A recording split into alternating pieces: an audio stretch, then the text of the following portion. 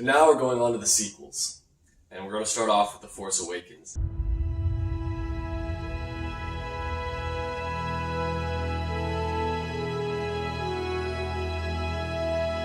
And this has to be hands down the most excited I was for a movie when it came out. The most hyped I've ever been for a movie ever. I mean, the whole theater, you could feel the excitement when you walked into it. I remember vividly what it felt like, everyone waiting in line, and it was really, really something. We saw all these together in Yes, IMAX when they came out. It's been years since we had a Star Wars film, right? 10 full years since a proper Star Wars movie, and I think that this movie definitely captured just the sort of spirit of Star Wars. It had the energy up, it had things that were familiar and different. One thing that sticks out to me, because it's really important to get an opening shot in any movie, and what we see is, the First Order ships like cutting against the sky, and then we go down the ground level and you see BB-8, and it's like, this is a droid, kind of looks like the Astro droids we've seen before, but it's different, and I remember the music kind of having this like mysterious, kind of inquisitive sort of feel, so it had this Star Wars sort of energy to it.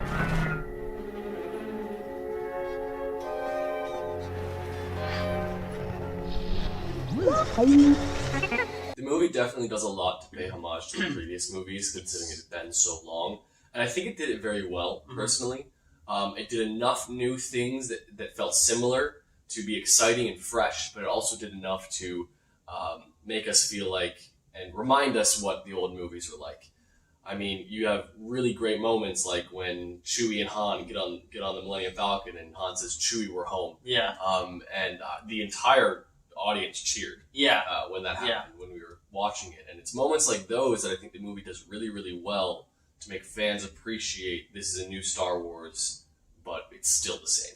Yeah, I think Hellegrito put it best when he said, watching The Force Awakens is kind of like going on a roller coaster at your favorite amusement park you haven't been on in years. It feels really familiar, but it's still just as fun as ever. And yeah, like you said, it blends the new with the old. In my opinion, it has the best pacing and editing of any Star Wars movie. It's 2 hours and 15 minutes, which is a fairly long movie, and it keeps the energy up. It feels a half hour less than that.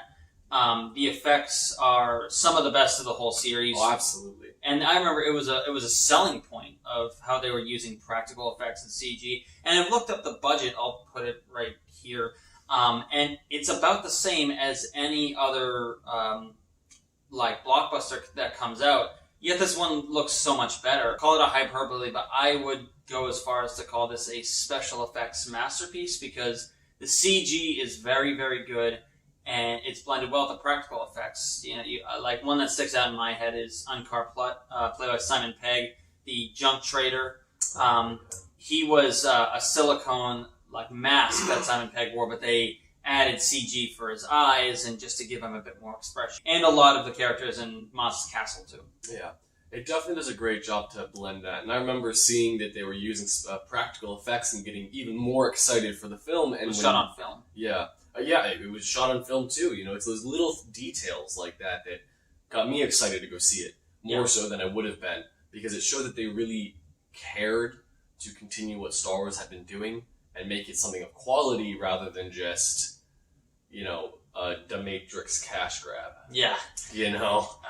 It had sort of an appeal for a lot of audiences. It had a faster energy, faster and more intense that younger generations would enjoy, and anyone would enjoy. But it also felt a lot like the original trilogy, not just because it's a direct sequel to the original trilogy, but because it brought in the older cast members. And that is something that I wanted to touch on, is that there's a lot of movies where they bring in old cast members and it doesn't work. Like, a movie that sticks out to me is Jay and Silent Bob's Reboot, where they had a lot of the cast of the original Jay and Silent Bob.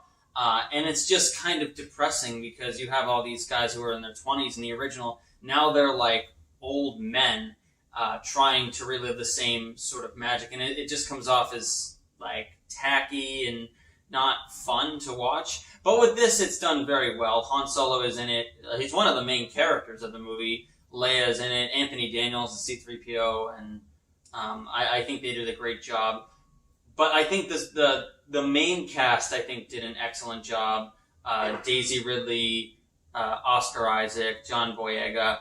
Their acting and their energy was, you could tell that they were really committed to their roles. Daisy Ridley in particular. The opening sequence, like we talk about with all opening sequences, the raid in that small village. Yes. We see a lot of really new and really cool things. The drop ships that we see are straight out of old war. Like D-Day. Like D-Day style drop ships, which Star Wars is known for seeming like old technology or old tactics used with new technology, and that's exactly what it felt like, and I thought it was a perfect fit for the Star Wars universe. Even the new Stormtrooper helmets, I thought, did enough to say, hey, this is a different organization, but the same sort of idea, or inspired by the original Empire. I mean, that opening raid had one of my favorite moments in the movie, is when Kylo first just freezes the blaster bolt in midair, and it's just hanging there, and the noise is still there. You can just feel the energy coming from it, and it's just like looming over you as they're talking. Yeah, like that's another thing with that noise that I remember is when they capture Poe and they bring him to Kylo, the camera goes past the blaster bolt, and as it's going past, it gets louder and quieter, and there was like kind of a lens flare, and that's just such like a small like technical touch that makes it way more immersive. Like, it feels like you actually just passed it. I mean, BB-8 also, I really like BB-8. Yes. I think it's a really great addition, something new, something different that we haven't had, as opposed to just another astromech. And he even serves a different role in the series than R2 does. You know, he has more personality. Yes. I love it when he does the lighter as a thumbs up. Yeah. I thought that was just something really cool and personable for the droid. It's a fun little gif that I see always used. And the fact that he's a sphere leads to a lot of like fun and inventive things. Like, I remember during the Falcon sequence, which we'll get to in a second, he's rolling around in it and he just shoots out a bunch of these cables to stabilize himself. There were also new planets. I mean, Jakku looked a lot like Tatooine, so you get that desert feel that we had at the beginning of, A New Hope. We're kind of back in the desert, but I loved how it was set up in a way that it was there for scavenging old Empire parts. Yeah. And we really got to see inside an Empire ship that had fallen apart and the scale of it all. I thought that was a really cool setting and set piece to start with, is just a bunch of junk traders scavenging parts out of old ships. Yeah, like one shot that sticks out to me is in Rey's introduction. She steps outside the Star Destroyer and you hear her like smacking her water canister, and it's like this wide shot and you can hear it like echoing, and she's standing in front of like the exhaust, like the engine for a Star Destroyer. It was like you could clearly see like the storyboard for whoever framed and composed that shot, and the music in that I remember being very good. Rey's theme is probably my favorite of the whole film. Again, John Williams is back. I feel like I said before, it's kind of impossible to have a mainstay Star Wars movie without his music, and it still keeps up that Star Wars energy. There's plenty of older motifs, there's newer ones. It didn't have a generic blockbuster soundtrack, which is something I was a little concerned with going in, but I'm glad that they were committed to that. Yeah, it was far from generic blockbuster. Absolutely. I think what made the movie so successful, because if they had just done a generic blockbuster version of Star Wars, it would not have gone over well. No, it would have came and went, and people still talk about this movie. I see people all the time wearing like a Force Awakens t-shirt, and it also introduced a very beloved character, which is Kylo Ren. The idea of somebody who is kind of the opposite of Anakin, whereas Anakin tried being a light side user, but he was being pulled to the dark side. Kylo's the opposite, whereas he really wants to be a bad guy, but deep down he's actually just a good guy. Yeah, definitely some of the best character development throughout the sequel trilogy was with Kylo. It's probably the best character of the trilogy. I think so as well. Yeah. I think so as well. And his introduction here was good. Yeah. There was a lot of moments that you see that define his character, which later on you see that development, which I think was done really well. It was, yeah. And I've also I like the sound design of his voice. It's like he's clearly trying to model himself after Darth Vader, but it doesn't sound exactly like Vader. I love his lightsaber. I like the fact that like it came out very like spindly, sort of. I think it's because the crystal's cracked. Yeah, his crystal's cracked because it's not perfectly made. Yeah. So you can see that reflected in the blade. The idea of cross guards makes so much sense. I mean, his uncle and his grandpa both had limbs cut off, so it's like that protects from that. Yeah, it is a smart idea. And it was cool that we see them actually used in battle when him and Finn are fighting and he uses it to stab him in the shoulder. Yeah, that was very good. Yeah. It's like when you give something a unique use that wasn't there before. So one of the coolest moments that I thought was when they had to drop at a light speed past the shield. Yes. On the Starkiller base. Mm-hmm. That was such a cool moment. Yeah, because it's tense. Yeah, it was tense. And it's just such a fun idea to say, okay, we have to drop at a light speed once we're right past the barrier, otherwise we'll careen into this planet. Yeah. It just was so exciting of a moment to see happen. And it was Han's idea, and that's a very Han Solo thing to do. The lightsaber fight on Starkiller Base is actually one of my favorite lightsaber fights, period. I really like the fact that it's super contained in one location. It was done practically, I think, on a soundstage, but they were blowing like snow, and there's a bunch of behind-the-scenes pictures where the sabers that they used actually were glowing. And for all you little filmmakers out there, you know that like having actual light on a set creates light spill. So you have all those great shots of Rey holding the lightsaber and like having it reflect off of her skin, which is something that you would be much, much harder to do with CG, and a lot of times it isn't bothered with CG. So I'm glad that they did that as practically as they could, and I think it looks great.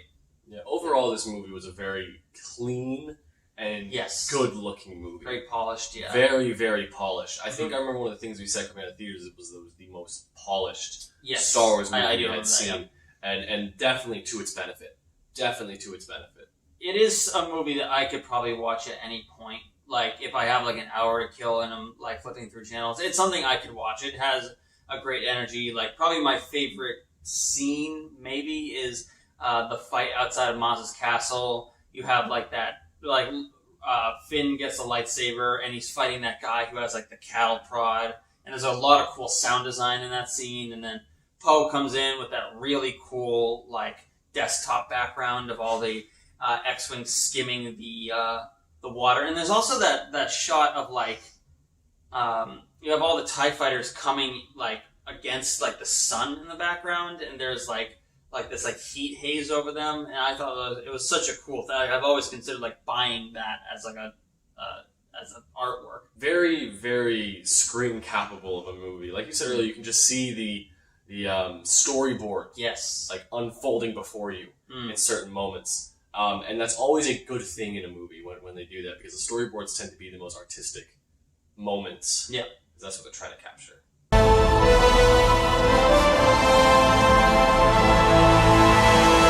Alright, Episode 8, The Last Jedi. Something that sticks out to me immediately is the opening shot. The camera tilts down from the title crawl, and it goes through like a swirling convoy of rebel ships. And just as they're clearing out the rebel base, the Star Destroyers come, and you have a very, very good dogfight scene with Poe against a dreadnought. You see him lead a TIE fighter into this like cheese grater on top of it, and it like shreds the TIE fighter. This is probably the best space battle since Revenge of the Sith. One of the first lines in the movie is you hear BB-8 frantically beeping, and Poe says, "Happy beeps, buddy." What he was actually saying in that scene is, "I have a bad feeling about this." I think that opening shot, the opening sequence, that space battle was really, really great. It introduced this idea of these bombers that we hadn't seen before. Yes. And that entire sequence felt like a World War II like bombing. It really did, yeah. You had a bunch of these old World War II bombers that they sent 30 on a mission, knowing that only one needed to do its job, but the rest may get shot down.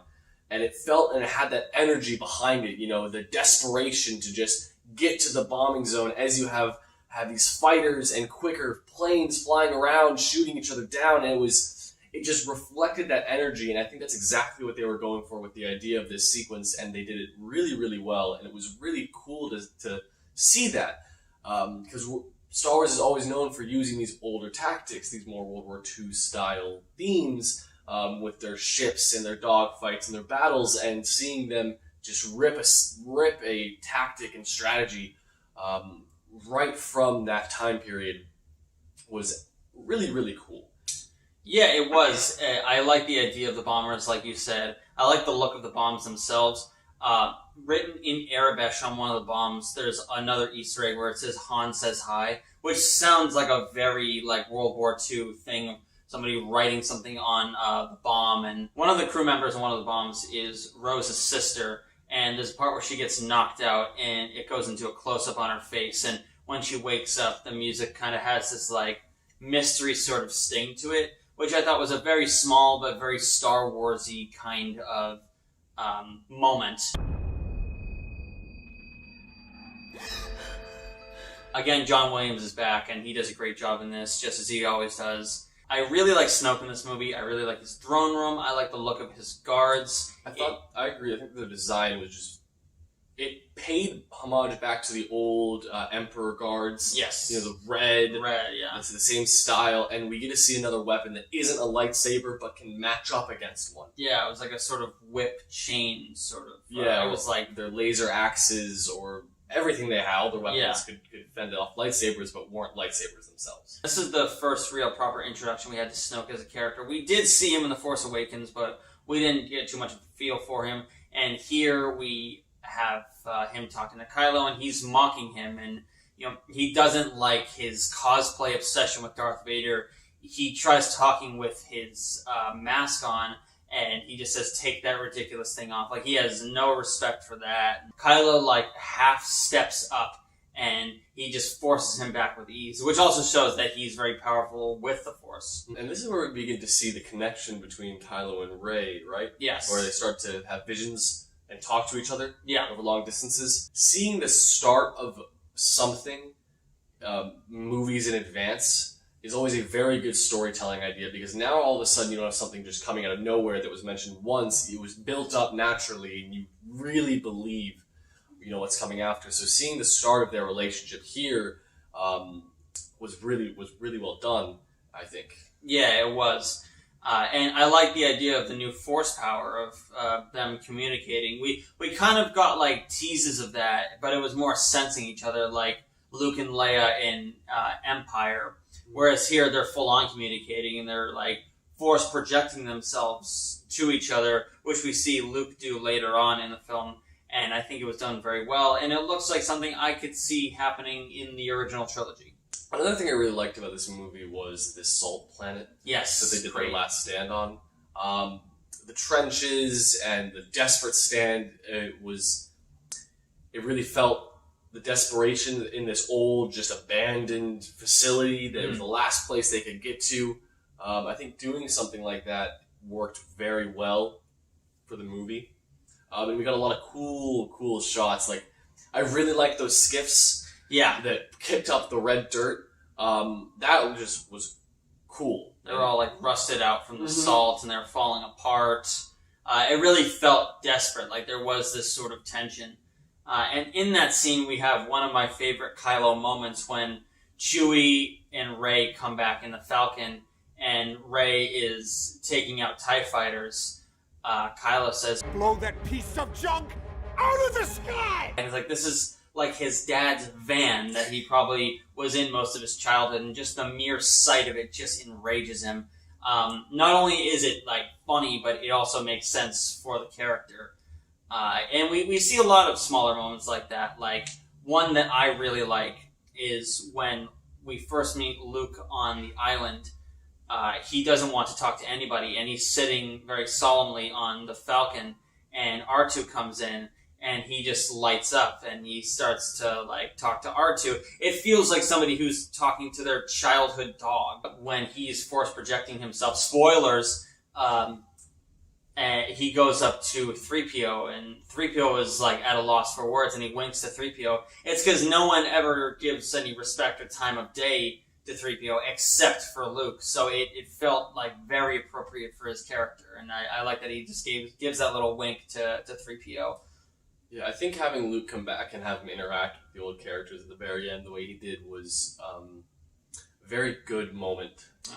You know, at least for fans especially, because we wanted to see the characters be back together. Yeah. And we see that a lot in this movie with Luke coming in that last moments, you know, interacting with Leia and 3PO. It felt very natural. It just felt natural, and it kind of felt like what the fans wanted to see. Yeah. A little bit of that and giving us that. Luke's development throughout this movie, I thought was very well done. Yes. I thought, like, especially at the end when Yoda comes back and he's a puppet and looks fantastic. Probably the best Yoda puppet in the series. Absolutely. And just destroys the Jedi text. Destroys the Jedi and Luke's like, the Jedi texts! The last real, like, evidence of the Jedi. And Yoda says some classic Yoda line about, you know, they're not necessary, we don't need them. Yeah. Like, you're ridiculous, you're crazy. That was a perfect way to kind of bring Luke back and have him redeem himself of the character he originally was, is bring Yoda and do this ridiculous thing, and having us be able to see Yoda again as a Force Ghost, as a puppet, was just great. It was, yeah, and, you know, Luke isn't very surprised when he sees Yoda, so he's probably communicating with Force Ghosts regularly while he's there. I really like his island. It was famously filmed on a bird sanctuary in Ireland. It might be the best looking Star Wars movie. There's a lot of shots and images that stick out in my head, especially on Crate and especially in Snoke's Star Destroyer. Just his angry red throne room and the red underneath the salt on Crate. Like, when I think of this movie, I think of red. When I think of Return of the Jedi, I think of green. When I think of this movie, I think of red. Yeah, this movie definitely is really good with its colors throughout the entire movie, of making the colors striking and vibrant where they need to be, and then dulling them where they need to be dull. So you get a really good colorful moments. Just throughout the film, it plays out really well. Like, speaking of color, light speed ramming. Yes. When that happens and it goes black and white for a moment, we just see the streaks of light of the shattered ship. Oh, such a visually striking scene. I do remember when we were watching in theater, air was just sort of sucked out of the room. Everybody would just gasped when it happened. Not only is it a cool idea, but like I said, it's a visually striking idea. Yeah, and it was really well shown and presented to us as this absolutely ridiculous thing that nobody does. Sound just cut and movement on screen just stopped, and it went from the build-up to just the result. Yeah. You know, it happened in the blink of an eye, which it did. It was at light speed. Yeah. And one of the coolest moments in the movie, absolutely. Yeah, and following up with that, you have Kylo is knocked out and Rey escaped, and you see Hux there, and it's not even any close-ups or anything. You see him reach for his blaster, and then Kylo wakes up, and he takes his hand off his blaster, and just in this very, very just angry tone, he says, "What happened?" Because probably to him, he completely blames Kylo for what happened.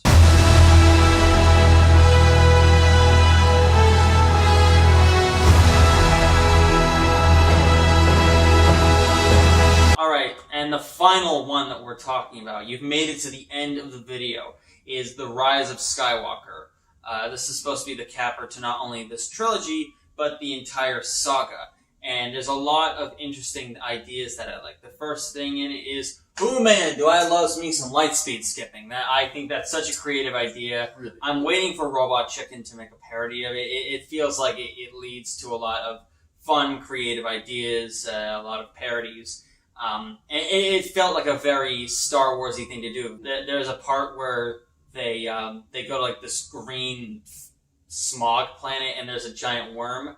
And so I guess they just go to Arrakis for a second. I like a lot of the planets in this. They introduce a few more planets. Exegol, for one, a Sith planet. It felt like a planet that Sith would come from. It was very cold. It was very scary looking. I think of the sequel, this had my favorite opening sequence. Yeah. Them getting the plans and the energy of the buildup of them flying right to that hatch, and it opens from the top, and they drop down the information, and he says, "How much do you owe you?" And they say, "Win the war." And they fly out of here as TIE fighters chase them out. Yeah. I loved that opening because it just had the energy that Star Wars openings really, should have and have consistently had.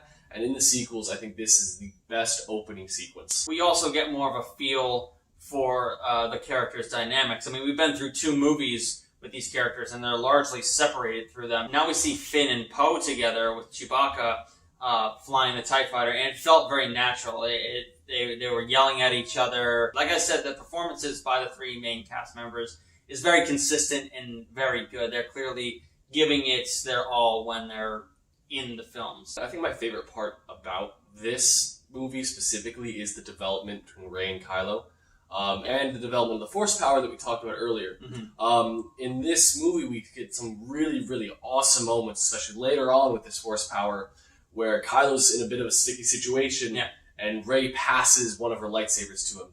And that, in my mind, is such a great progression of the power, where we see them begin to figure out that this communication they have isn't just talking or seeing each other. There are physical impacts to it. They knock over the pillar, the little podium with Darth Vader's helmet on it, and the beads go everywhere, or the fruit goes everywhere, and that's how Kylo figures out what planet they're on. When he pulls the necklace off her, and he knows where they are, and it's just little things like that that start to develop to the point of when she willingly and purposely passes a lightsaber to him, it feels like, they could do this. And that's so great in storytelling, because there's so many times where they forget to do that, and we mentioned this once, here it is. There's a lot of reincorporation with those sort of powers. It isn't just for to move the plot along. And that lightsaber battle is one of the most unique in the series. I've always really liked that idea.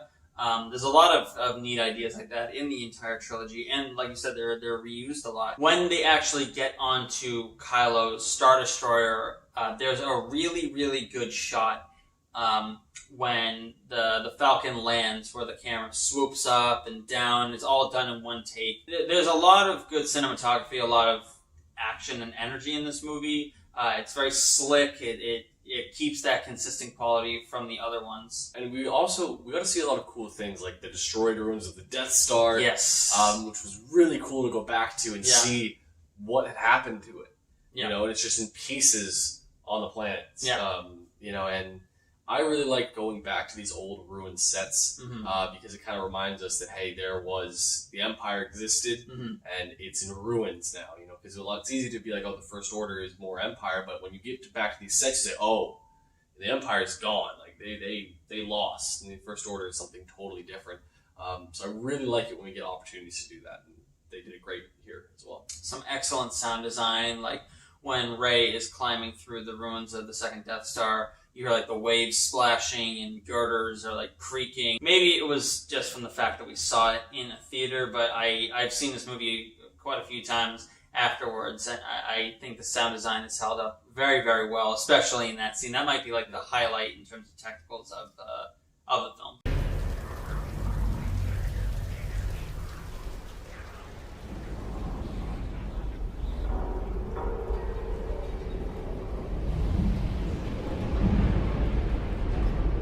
I mean, technically, this movie is very well polished, like the other movies are. It's one of the more well polished Star Wars movies. I think out of all the Star Wars movies, it's definitely a very well technically sound movie. There's one of the better deepfakes that I've seen.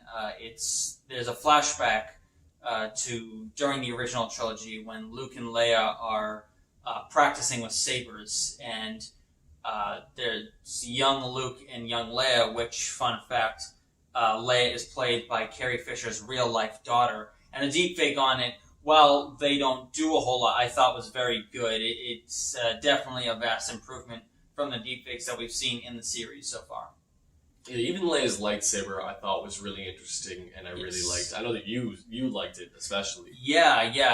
It looks like something that a member of a royal family would have. Think of a sword or a saber that the British royal family would have. It kind of had that regal, clean look to it. And it also looks like something you would find in the original trilogy. Yeah. And bringing back characters like that definitely is a big emotional standpoint for a lot of the fans coming back. For them to be, oh look, it's my favorite characters and they're young. Yeah, like it's a big moment for them. Yeah. And all these movies do a really good job of developing emotion throughout. Like especially at the end when they're in the dog fights, fighting off the TIE fighters and the Star Destroyers, and there's way too many. They're horribly outnumbered. These movies do a great job of showing that desperation, just like in The Last Jedi when they were back against the wall and fighting with the sand skiffs against the battering ram laser. But here we see that moment of desperation when Poe even says, I'm sorry to everyone, as everyone around him is dying and being shot out of the sky. Yeah, Mr. Confident Poe just broken. I'm sorry. And then we hear Lando come over the mic. Then the sky is just blanketed with way too many ships to count. From all over the galaxy, different styles, different sizes. Yeah, just every ship, you could think of just comes to help them fight back. And it was just such a really great moment that felt so earned and that emotional, like, bringing us into the despair to the hope that you feel when you see that. There's even on the, my favorite part about it is on one of the leading Star Destroyers on the bridge, they say, where did this armada, where did this fleet come from? Yeah. I didn't know they had this many ships. And they say, they don't. That's not a fleet. Those are just random ships. It's really, really cool just to see that they took whatever they had, which was really Rebels-esque. Yeah. The Rebels just took the ships they had that weren't necessarily designed for combat or to be used the way they were used and turned them into what they needed. And I think it's such a great point to end the movie on as well, that even in the face of just ultimate evil and an oppressive regime that's been around for so long, that took out the entire Republic and the new government with Starkiller Base, that even under that evil, there is still people out there that are going to fight against it, and there's still people that have hope, and there's still people going to come to your aid. And I think it's just such a great moment and great message to have at the conclusion of this movie. Yeah, and I think it's also very appropriate to end the movie on Tatooine, like both that, like fighting against an oppressive force, an oppressive regime, government, and also ending on Tatooine. Go to the Lars homestead, and Rey sleds down into Luke's home, and it's clearly been abandoned for decades after Luke left, and a bunch of sandstorms brought in sand. It felt like the best possible location to end the series in. Rey buries Luke and Leia's sabers in the desert. Yeah, and it's really that coming home moment, which I think is what makes it work so well, is because the story of Star Wars is a traditional fantasy adventure. Yes. And it pulls a lot of ideas from that.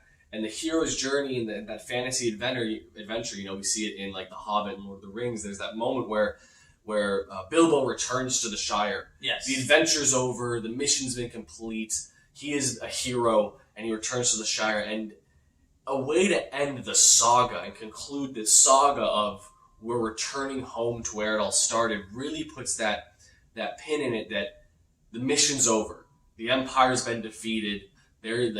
The story's done. We've made it back home. We can sit and relax, which is just the right way to end this kind of story. And Tatooine is home for, like, especially the fans. That's the home for the fans is Tatooine. This is where it all started and where we keep going back to. So bringing us back there to conclude it makes the fans feel like they're coming home.